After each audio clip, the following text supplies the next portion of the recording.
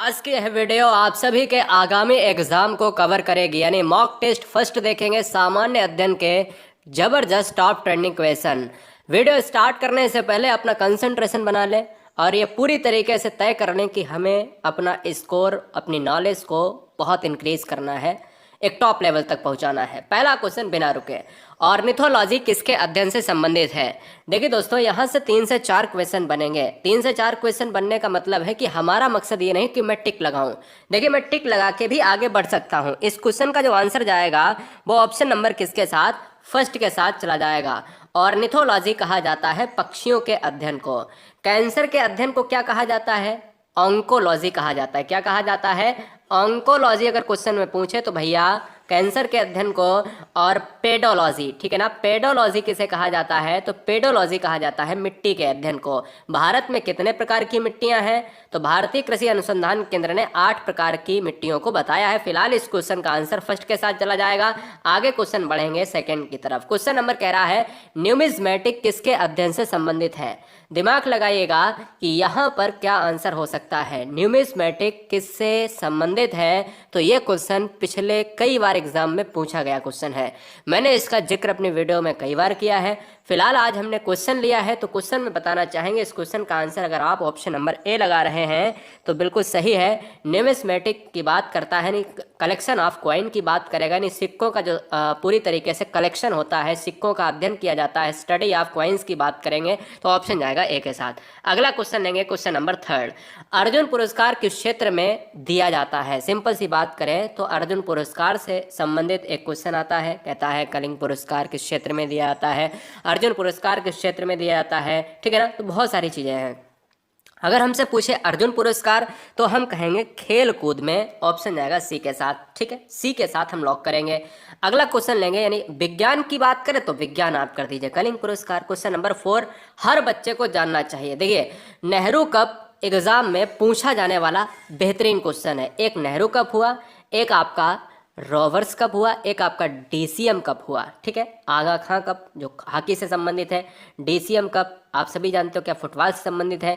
ऐसे ही अगर हम बात करें नेहरू कप किससे संबंधित है तो नेहरू कप जो है ऑप्शन जाएगा फुटबॉल के साथ 3 यानी सी के साथ चला जाएगा। ऑप्शन नंबर क्या हो जाएगा? सी हो जाएगा। फुटबॉल हम लॉक कर जाएंगे, ठीक है। अगला क्वेश्चन लेंगे, क्वेश्चन नंबर 5। जापान का राष्ट्रीय खेल क्या है? जापान से बनेंगे 3 से 4 क्वेश्चन। एक तो जापान की राजधानी क्या है ये भी बताइएगा। जापान की राजधानी क्या है?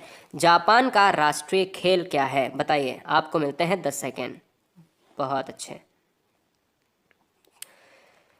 तो जापान की राजधानी जो बच्चे टोक्यो मार रहे हैं तो बिल्कुल सही है। अब बात आती है जापान की राजधानी के अलावा जापान का राष्ट्रीय खेल। जापान का राष्ट्रीय खेल, तो इस क्वेश्चन का आंसर हम आपको बता देना चाहते हैं। ये आंसर क्या चला जाएगा? ऑप्शन नंबर सी या बी या डी? तो आंसर जाएगा डी के साथ, जूडो के साथ। देखिए, यहाँ से एक क्वेश्चन ये बनेगा कि भाई इसकी राजधानी, तो आपने कहा सर टोक्यो हो जाएगा, ठीक है।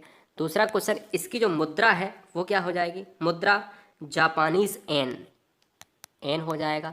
और तीसरा इसका जो है वो भैया क्या हो जाएगा? खेल जूडो हो जाएगा। अगला क्वेश्चन, सूर्य किरण भारत और किस देश के बीच एक संयुक्त सैन्य अभ्यास है? सूर्य किरण भारत और किस देश के बीच में एक संयुक्त सैन्य अभ्यास है? लॉक कीजिएगा। तो दोस्तों बताना चाहेंगे इस क्वेश्चन का आंसर क्या चला जाएगा? ऑप्शन नंबर, यदि आप डी मार रहे हैं तो बिल्कुल यहाँ पर गलत हो सकता है या सही हो सकता है, बताइए, जवाब दीजिएगा, ए या डी। तो सिंपल सी बात है कि यहाँ पर क्या हो जाएगा? ऑप्शन जाएगा डी के साथ। नेपाल और भारत के बीच में जो सैन्य सेनाएं हैं जो अभ्यास करती हैं, एक्सरसाइज होते हैं आर्मी, एयरफोर्स और नेवी के, वो ऑप्शन डी के साथ चले जाएंगे। फिलहाल आर्मी का जो है यहाँ पर क्या होता है? यहाँ पर एक्सरसाइज होती हैं। क्वेश्चन नंबर 7 एक लिया है आपसे यहाँ पर, हाँ जी, एक डेट से लिया है जिसका नाम है 24 दिसंबर। 24 दिसंबर देश में किस रूप में हम मनाते हैं? यानी पूरी तरीके से अगर बताया जाए कि 24 दिसंबर हम किसके लिए मनाते हैं तो आंसर बहुत सारे बच्चे कहेंगे कि भैया बताइएगा, जवाब दीजिएगा। तो ऑप्शंस पर नजर डालते हैं। कह रहा है 29वां राष्ट्रीय उपभोक्ता दिवस, ये 29वां को हटा देते हैं तो करंट में आ जाएगा। फिलहाल हमें ये बताना है कि 24 दिसंबर को हम क्या मनाते हैं। अब बहुत सारे बच्चे 2 साल बाद वीडियो देखेंगे तो फिर कहीं ना कहीं दिक्कत हो जाएगी। अब देखिए यहाँ पर जो राष्ट्रीय उपभोक्ता दिवस है, यही क्वेश्चन का राइट आंसर हो जाएगा। ये उपभोक्ता संरक्षण है। इससे क्वेश्चन एक और बनता है, कहता है ये बताइएगा कि इसको पारित कब किया गया था। तो 1986 में, 1986 में उपभोक्ता संरक्षण को पारित किया गया था। डेट पूरी क्या थी, 24 दिसंबर थी, और इसीलिए हर साल हम 24 दिसंबर को राष्ट्रीय उपभोक्ता संरक्षण दिवस मनाते हैं। अगला क्वेश्चन लेंगे, क्वेश्चन नंबर 8। पोलो खेल का प्रचलन भारत के किस राज्य में हुआ। एक क्वेश्चन ऐसे भी पूछ सकता है, क्वेश्चन कह सकता है कि पोलो खेल का आविष्कारक देश कौन सा है।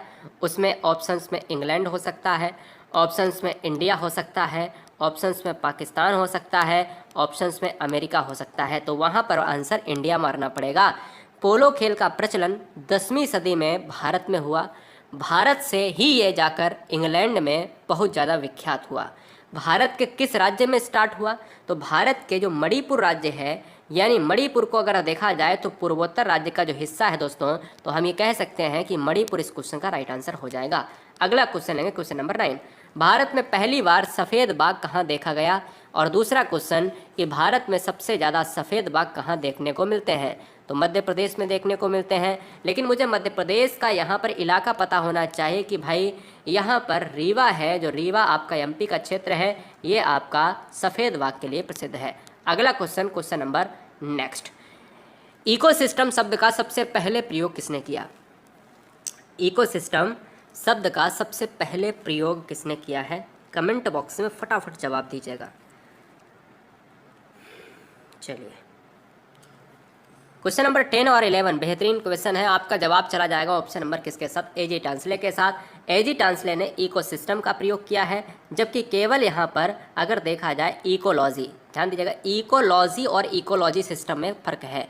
एक इकोलॉजी होता है, एक इकोलॉजी सिस्टम। जब सिस्टम लग जाए तो टांसले, जब इकोलॉजी तो अर्नेस्ट हैकल, ठीक है, अर्नेस्ट हैकल ने इकोलॉजी का प्रयोग किया है और इकोसिस्टम का प्रयोग एजी टांसले ने। तो फिलहाल ऑप्शन डी जाएगा।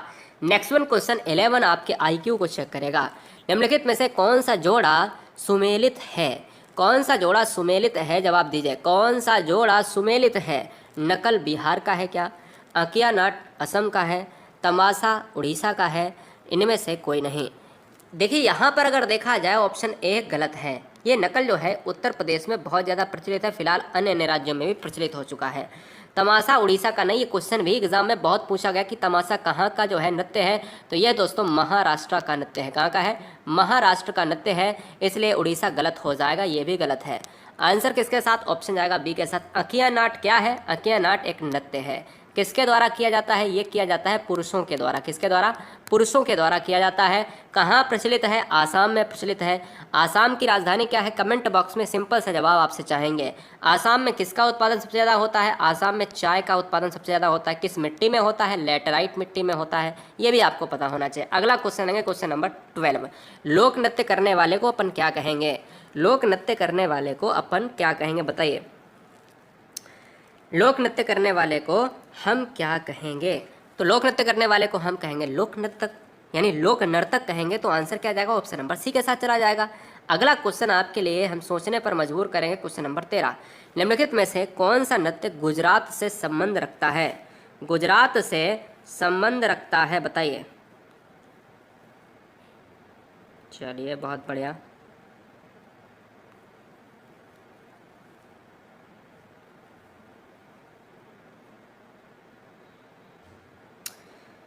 तो उम्मीद है कि इस क्वेश्चन का जवाब आपने दे लिया होगा। हम आपको चारों आंसर बता देते हैं। चार आपको एक ही क्वेश्चन से, यानी क्वेश्चन नंबर 13 से आपको 4 क्वेश्चन तैयार करवाते हैं। देखिए, इस क्वेश्चन का आंसर जाएगा ऑप्शन नंबर ए। डांडिया जो है कहाँ का है, डांडिया है गुजरात का। डांडिया कहाँ का है, गुजरात का है। कचिपुड़ी कहाँ का है, कचिपुड़ी है आंध्र प्रदेश का है। बांस नृत्य कहाँ पर होता है, तो बांस नृत्य भी एग्जाम में बहुत बार पूछा गया है, तो मिजोरम का पार्ट है, ठीक है ना। विदेशिया बहुत अच्छा स्टेट है जिसका नाम है बिहार, ठीक है, बेहतरीन स्टेट है बिहार। और बिहार से क्वेश्चन आता है कि विदेशिया नृत्य कहाँ का है, तो बा से बिहार, बा से विदेशिया। और इस क्वेश्चन का आंसर ऑप्शन नंबर ए जाएगा, क्योंकि गुजरात पूछा था। तो ये 4 क्वेश्चन आपके एक्स्ट्रा में पूरी तरीके से आपको लर्न होने चाहिए। अगला क्वेश्चन लेंगे question number 14। Happy face spider एक प्रकार की मकड़ी है, ये कहाँ पर पाई जाती है? तो ये क्वेश्चन थोड़ा सा आपको जाना पड़ेगा साइंस एंड टेक्नोलॉजी में, तो इस क्वेश्चन का आंसर हो जाएगा हवाइन आइसलैंड है, वहाँ पर पाई जाती है। और ये क्या है, अगर क्वेश्चन में पूछा जाए कि ये फेस स्पाइडर है तो ये क्या है, ये मकड़ी की प्रजाति है, ठीक है। स्पाइडर से आपको पता ही चल रहा होगा। अगला क्वेश्चन है क्वेश्चन नंबर 15। भारत रत्न से सम्मानित किए जाने वाले लोगों की सूची में कौन शामिल नहीं है? भारत रत्न, अब भारत रत्न में सबसे युवा की बात करें तो क्या सचिन तेंदुलकर आते हैं? क्या अगर हम भारत रत्न की बात करें तो क्या उसमें राधा कृष्णन भी आते हैं? लेकिन फिलहाल हमें ऑप्शंस पर जाना है, हमें क्वेश्चन के मुताबिक यहाँ पर मिला है और यहाँ पर नहीं मिला है। आंसर जाएगा किसके साथ? ऑप्शन नंबर सी के साथ चला जाएगा। अगला क्वेश्चन लेंगे क्वेश्चन नंबर 16, बहुत इंपॉर्टेंट है। मिशन इंद्रधनुष का संबंध किससे है? मिशन इंद्रधनुष का संबंध किससे है? जवाब दीजिएगा। मिशन इंद्रधनुष का संबंध किससे है? तो इस क्वेश्चन का आंसर जाएगा टीकाकरण से। यदि टीकाकरण आप देखें ऑप्शन में तो तुरंत आंसर क्या लगा दे, यहाँ पर फटाक से लॉक कर दें मिशन इंद्रधनुष। अगला क्वेश्चन लेंगे क्वेश्चन नंबर 17 से। भारत में राष्ट्रपति के नियम को यानी 6 महीने में संसद की मजबूरी जो है मंजूरी से कितने समय के लिए बढ़ाया जा सकता है? जवाब दीजिएगा। बहुत बढ़िया, क्या बात है। तो कहने का मतलब सिंपल सा है कि जब राष्ट्रपति का चुनाव हुआ है या राष्ट्रपति का पद खाली है तो सिंपल सी बात यह है कि 6 महीने तब होने चाहिए जब राष्ट्रपति का पद भर दिया जाए। यानी अगर राष्ट्रपति कोई है और वो ख़त्म हो गया है तो 6 महीने तक ही क्या है कोई दूसरा रह सकता है, उसके बाद तुरंत चुनाव हो जाने चाहिए। तो फिलहाल यहाँ पर अगर देखा जाए दोस्तों तो यहाँ इसको बढ़ाया जा सकता है 3 वर्ष के लिए। क्लियर है। अगला क्वेश्चन है क्वेश्चन नंबर 18। भारतीय संविधान के किस अनुच्छेद में अस्पृश्यता उन्मूलन के विषय में उल्लेख किया गया है? ये दोस्तों अगर देखा जाए अस्पृश्यता किस में आता है? फंडामेंटल राइट्स में आता है। फंडामेंटल जो राइट्स होते हैं वो कहाँ से लिए गए हैं? इसको हिंदी में कहते हैं मौलिक अधिकार। इनको लिया गया है यूएसए के संविधान से, और यूएसए के संविधान से लिया गया है तो हम जानेंगे कि अस्पृश्यता की बात कर रहा है। और यह दोस्तों आंसर जाएगा डी के साथ, ठीक है। अस्पृश्यता कैसे याद रखोगे? सा आ रहा है, सो सा का मतलब है 7, और ये 7 दोस्तों इसी ऑप्शन में है। इस तरीके से भी आप याद रख सकते हो। अगला क्वेश्चन है क्वेश्चन नंबर 19। ये क्वेश्चन बहुत बार पूछा गया है बड़े एग्जामों में, छोटे एग्जामों में, अस्पृश्यता वाला, इसलिए बहुत अच्छे से याद रखना है। ग्रहों के चारों तरफ घूमने वाले खगोलीय पिंड क्या कहलाते हैं? जवाब दीजिएगा। ग्रहों के चारों तरफ अगर खगोलीय पिंड घूमते हैं उन्हें अपन क्या कहेंगे? उन्हें क्या कहा जाएगा? ग्रहों के चारों ओर घूमने वाले खगोलीय पिंड कहलाते हैं, हम कहेंगे कि जो सूर्य होता है इनके चारों तरफ घूमते हैं ग्रह, और जो ग्रह होते हैं इनके चारों तरफ जो घूमते हैं वो उपग्रह कहलाते हैं, इसलिए आंसर सैटेलाइट के साथ चला जाएगा। अगला क्वेश्चन 20। भूलोक भूतल का अध्ययन है, ऐसा किसने कहा?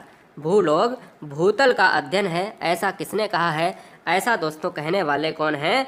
ऐसा कहने वाले ऑप्शन सी कांट के साथ चला जाएगा। अगला क्वेश्चन क्वेश्चन नंबर 21। बहुत अच्छा क्वेश्चन है, जवाब दीजिएगा। ग्रीनविच किस देश में है? ग्रीनविच रेखा आपने सुना होगा, नाम बहुत बार सुना होगा, तो क्या आप जवाब देंगे कि ग्रीनविच किस देश में है? ग्रीनविच किस देश में है? तो ग्रीनविच जो है यूनाइटेड किंगडम, जिसको आप लंदन के नाम से जानते हो, यूनाइटेड किंगडम के साथ चला जाएगा। ऑप्शन नंबर किसके साथ? ए के साथ चला जाएगा। अगला क्वेश्चन 22। एक देशांतर को पार करने में, देशांतर वो रेखाएं हैं जिनको लैटिट्यूड कहते हैं, लॉन्गिट्यूड, तो हम कहेंगे लॉन्गिट्यूड कहते हैं जो खड़ी रेखाएं हैं। इनके बीच की दूरी को कहा जाता है गोरे, और 2 स्थानों के स्थानीय के बीच का जो डिफरेंस होता है वो 4 मिनट होता है। याद रखिएगा, नॉर्थ टू साउथ पोल जो रेखाएं मिलती हैं उनको हम क्या कहते हैं? उनको हम कहते हैं लॉन्गिट्यूड, देशांतरीय रेखाएं। संचार उपग्रह किस वायुमंडलीय स्तर में होते हैं? संचार उपग्रह का मतलब होता है जो हमारे उपकरण हैं, टीवी, रेडियो, ये सारे चलते हैं ना घर में बैठ के, तो हम एक एंटीना स्थापित करते हैं अपने छत पर, और उस एंटीना का जो लोकेट होता है हम कहते हैं कि सर कहीं ना कहीं वो हमें सैटेलाइट से मिलता है। और वो सैटेलाइट कहाँ पर स्थित होंगे? तो वो होते हैं आयन मंडल में या किसी अन्य मंडल में, तो हम कहेंगे कि वो तो आयन मंडल में होते हैं, यानी आयनोस्फीयर में होते हैं। कहाँ पर? आयनोस्फीयर में होते हैं, इसलिए इस क्वेश्चन का आंसर सी के साथ चला जाएगा। अच्छा, अगला क्वेश्चन यहाँ पर ये भी पूछ सकता है कि जो सारी मौसम संबंधी घटनाएं क्षोभ मंडल में, रेडियो संबंधी आयन मंडल में यानी संचार उपग्रह, समताप मंडल होता है यानी समतल मंडल कह सकते हैं, समताप मंडल में समान ताप होता है, इसलिए यहाँ पर क्या होता है? इसलिए यहाँ पर होता है वायुयान उड़ता है। क्वेश्चन नंबर 24 में ऑप्शन 2 हैं, 23 में ऑप्शन दो थे, यानी क्षोभ मंडल दो जगह लिख गया है, कोई बात नहीं। वायुमंडल के किस भाग में जलवाष्प की कुल मात्रा का 90% भाग विद्यमान रहता है? यदि आप ऑप्शन सी ऑप्शन ए लगा रहे हैं तो बिल्कुल सही है, यानी क्षोभ मंडल। अच्छा, क्षोभ मंडल है यहाँ पर, ये ऑप्शन सी है, ठीक है। यहाँ पर क्षोभ मंडल लिखा है, इसलिए आप गलत हो गए भैया। यहाँ पर हमने भी ध्यान नहीं दिया, यानी मैंने ही टाइप किया और देखो मैंने ही नहीं ध्यान दिया, कोई बात नहीं। ऑप्शन आएगा किसके साथ? सी के साथ। यहाँ पर आप मात खा गए और हम भी मात खा गए, यानी ऑप्शन जाएगा किसके साथ भाई? सी के साथ चला जाएगा। हमने आप सभी को बताया, मैं ध्यान दीजिएगा। देखिए, जब भी अगर देखा जाए अपन नीचे खड़े हुए हैं और 0 से लेकर 32 किलोमीटर तक का जो एरिया है ना, 18 से 32 किलोमीटर का जो एरिया है, तो हम ये कहते हैं कि 90% जो जल वाष्प है। अब क्वेश्चन में कई बार आता है कि सबसे ज़्यादा मात्रा किसकी होती है, तो आंसर आपको जलवाष्प ही लगाना होगा, नहीं तो नाइट्रोजन आप लगा दें। नाइट्रोजन की बात तब आएगी जब जलवाष्प ऑप्शन में ना हो, ठीक है। 90% भाग तो आप क्षोभ मंडल लगाएंगे, जलवाष्प की बात करेंगे। और यहीं पर क्या होती हैं? सारी मौसम परिवर्तनीय घटनाएं होती हैं। क्वेश्चन नंबर 25, निम्नलिखित में से कौन सा पदार्थ मानव शरीर में ईंधन का काम करता है? ईंधन का काम करता है, जवाब दीजिएगा। ईंधन का काम करता है। थोड़े से क्वेश्चन साइंस के लेते हैं, बड़ा अच्छे क्वेश्चन लिए। देखिए, निम्नलिखित में से कौन सा पदार्थ मानव शरीर में ईंधन का काम करता है? तो दोस्तों आंसर किसके साथ चला जाएगा? कार्बोहाइड्रेट के साथ। बहुत तेजी से एनर्जी मिलती है। और अगला क्वेश्चन है 26 आपके स्क्रीन पर ये रहा। कैप्सूल का आवरण बना होता है, कैप्सूल का आवरण बना होता है प्रोटीन का, अंडे के छिलके का, सेल्यूकस का। यहाँ पर देखिए सेल्यूकस लिखा है, क्या ऑप्शन सी हो सकता है? बिल्कुल नहीं हो सकता यार, कोई बिल्कुल है ही नहीं, यहाँ पर दिमाग ही नहीं लगाना, स्टार्च हो जाएगा। ऑप्शन नंबर किसके साथ? 26 का डी हो जाएगा। क्लियर है? कैप्सूल आप देखते हो ना, कैप्सूल का जो अनावरण होता है, झिल्ली होती है, वो स्टार्च का बना होता है। क्वेश्चन नंबर 27, शहद में मुख्यतः होता है, शहद में मुख्यतः क्या होता है? शहद में मुख्यतः क्या होता है? जवाब दीजिएगा। शहद में क्या पाया जाता है? तो शहद में आपका जो आंसर जाएगा वो ऑप्शन नंबर बी के साथ, कार्बोहाइड्रेट। बिल्कुल सिंपल सी बात है, इंस्टेंट एनर्जी कार्बोहाइड्रेट से ही मिलती है। और प्रोटीन जो स्रोत होते हैं वो अगर हम देखा जाए, दालों में सबसे ज़्यादा प्रोटीन होती है। और दालों से भी अच्छा अगर आप देखेंगे तो सोयाबीन में और ज़्यादा प्रोटीन, 42% प्रोटीन सोयाबीन में आपको मिल जाएगी। अगला क्वेश्चन है 28, निम्नलिखित में से सर्वाधिक ऊर्जा प्रदान कौन करेगा? यही ऑप्शन है, सेम ऑप्शन, जवाब दीजिएगा। क्या विटामिन से ऊर्जा प्राप्त होती है? इसका जवाब भी कमेंट बॉक्स में दें। विटामिन से कोई भी ऊर्जा, कोई भी एनर्जी नहीं मिलती है, ये दिमाग में लगा लीजिएगा। क्या पानी से आपको एनर्जी मिलती है? पानी से भी कोई भी एनर्जी नहीं मिलती है, क्योंकि आप पानी की बोतल जब खरीदते हैं तो उसमें लिखा होता है 0 किलो कैलोरी, इस तरीके से वहाँ पर आपको पूरी तरीके से लिखा होता है, कोई भी कैलोरी एनर्जी कुछ नहीं मिलता। जो विटामिन होते हैं ये आपके टिश्यूज़ का निर्माण करते हैं, ऊतकों का निर्माण करते हैं और ये शरीर में बैलेंस बनाए रखते हैं। फिलहाल 28 का जो आंसर जाएगा वो कार्बोहाइड्रेट के साथ। सर्वाधिक ऊर्जा मैंने कहा तुरंत एनर्जी देने वाले कार्बोहाइड्रेट है। अगला क्वेश्चन है 29। अभी मैंने इस क्वेश्चन का जिक्र किया, सोयाबीन में प्रोटीन सबसे ज़्यादा होती है, कितना % होती है? अब जवाब दीजिएगा। सोयाबीन में कितना % जो है प्रोटीन पाई जाती है? बताइए। सोयाबीन में सबसे ज़्यादा प्रोटीन होती है, दालों में भी प्रोटीन होती है, लेकिन सोयाबीन में सबसे ज़्यादा प्रोटीन यानी फर्स्ट नंबर पर आती है। और इस फर्स्ट नंबर में 42% जो है प्रोटीन पाई जाती है। अगला क्वेश्चन है 30 नंबर, किसमें प्रोटीन नहीं पाया जाता है? बड़ा अच्छा क्वेश्चन है। कौन सा ऐसा यहाँ पर ऑप्शन है जहाँ पर आप प्रोटीन नहीं पाए जाने की बात करते हैं? क्या आप इस क्वेश्चन को लॉक कर पाएंगे? क्या आप इस क्वेश्चन को लॉक भैया कर पाएंगे? जवाब दीजिएगा। चलिए, बहुत अच्छे, बहुत बढ़िया।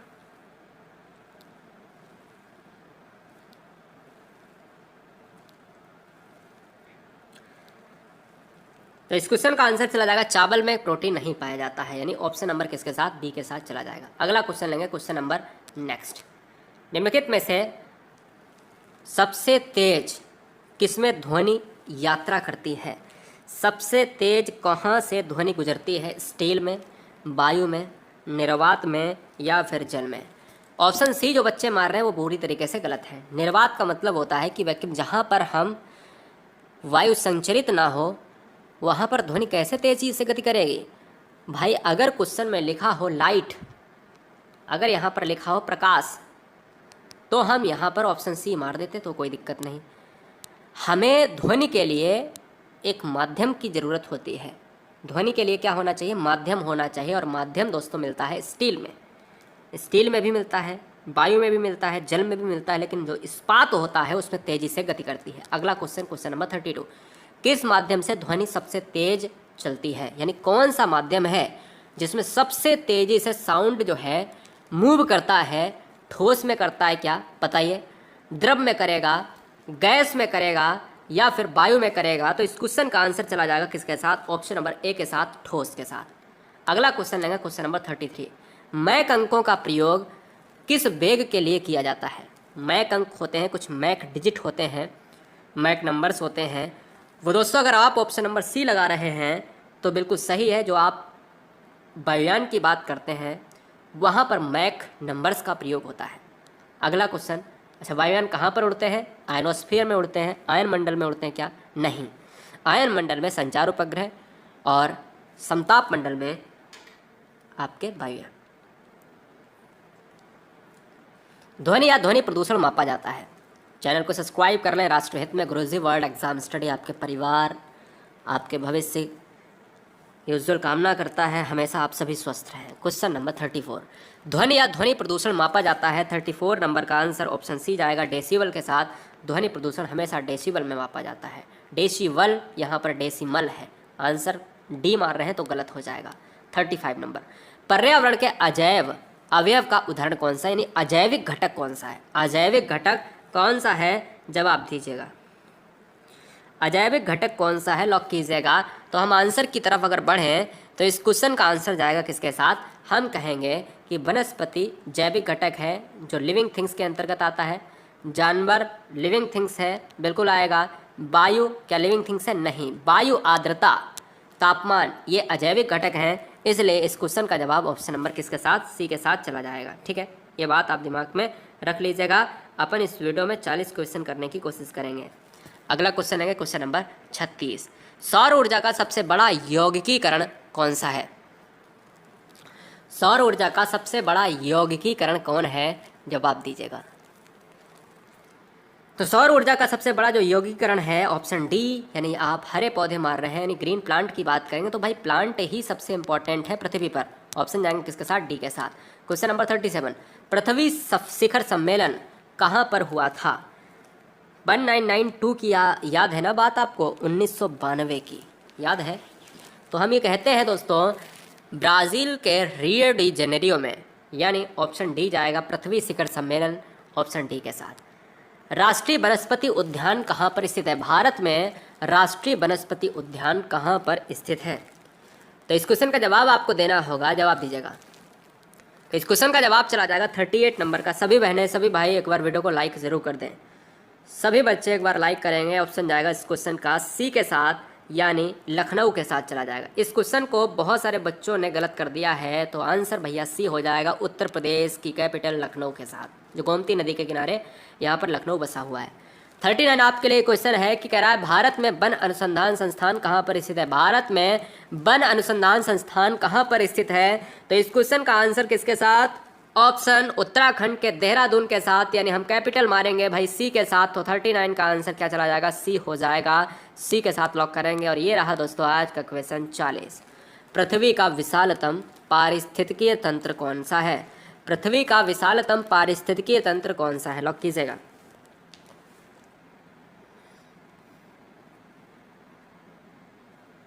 तो पृथ्वी का विशालतम पारिस्थितिकीय तंत्र जो है वो ऑप्शन नंबर किसके साथ, बी के साथ, जलमंडल के साथ जाएगा। जलमंडल की बात करें तो यहाँ पर 71% आपका होता है पानी, और स्थल मंडल में 29% आपका क्या होता है, लैंड, भूमि जो होती है वो ये होती है।